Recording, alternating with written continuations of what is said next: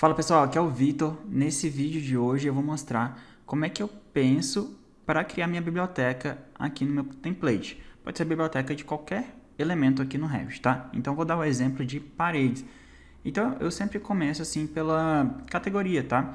Então, por exemplo, vamos aqui, parede. Eu vou até colocar, vou fazer um organograma aqui do lado, tá? Para mostrar para vocês aqui melhor.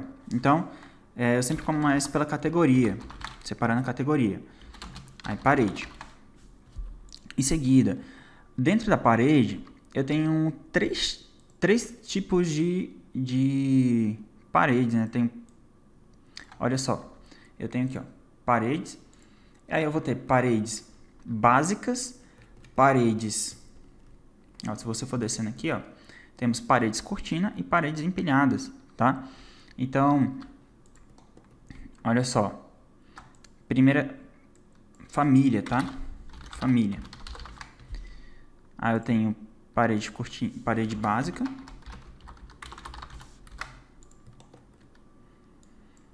E aqui, ó, parede cortina. E parede empilhada. Empilhada. Aí eu vou definir qual tipo de parede que eu vou trabalhar. Se eu for trabalhar com esses três tipos de família, tá? Aí agora eu vou pensar na biblioteca. Quais as tipologias que eu tenho que ter dentro de cada uma dessas famílias. Então, por exemplo, parede básica, normalmente são essas paredes compostas. Olha só, essas paredes compostas aqui, ó. Se eu clicar nessa, olha só, são essas paredes compostas, tá? Básicas do Revit que vem. E eu edito assim, já falei num vídeo que eu faço, tento seguir aqui o mais fiel à realidade de uma parede real, né? Então, eu sigo assim para ela ficar numa representação legal e para obter um quantitativo mais preciso. E aí eu vou criando aqui, olha, quais paredes básicas que eu preciso. Aí eu vou criando aqui agora são as tipologias, tá? Aí eu separo agora por tipologias. Melhor fazer isso aqui no Excel. Aí isso aqui, agora sim, para criar as tipologias, tá? Agora chegou na abinha das tipologias para cada uma, né? Então aqui da categoria, eu vou ter as tipologias de cada categoria, né? E de cada família, né? E aqui, ó, o que você tem que prestar atenção? É sempre na nomenclatura que você está usando. Normalmente aqui eu uso, tá? É sempre assim, uma nomenclatura padrão que eu coloquei para paredes básicas, arquitetura, são elementos de arquitetura, parede, então APA, tracinho alvenaria 15 centímetros, tá? Parede de alvenaria. Aí tem parede de bloco de concreto, eu já diferencio essa nomenclatura.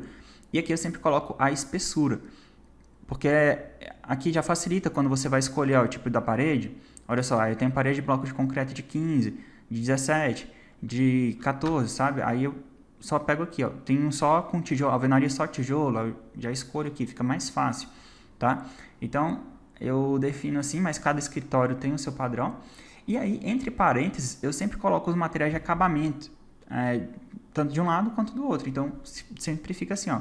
A tinta branca, por exemplo, tinta branca eu coloquei aqui no quarto e do outro lado eu coloquei cimento queimado aqui no banheiro, tá? Então, eu vou criando essas tipologias. Então, aqui eu já sei, aqui eu vou criar uma... Aí eu poderia criar uma lista, melhor fazer no Excel depois, tá? Aí eu ia criando aqui a lista, ó, APA, aí eu já vou... APA alvenaria, 15 centímetros, e aí eu coloco os materiais tinta branca / cimento queimado. Quando estou construindo o template, tá? Quando estou pensando no template, essa aqui é a primeira coisa que eu defino. Eu vou aqui, ó. O mais fácil é você ir por aba, ó, primeiro arquitetura, né? Aí você define todos os elementos de parede que você costuma usar. Depois vai para a porta, aí define as portas, as categorias, as famílias. Depois vai para janela, componente. E aí você vai definindo esse template numa grande tabela do Excel.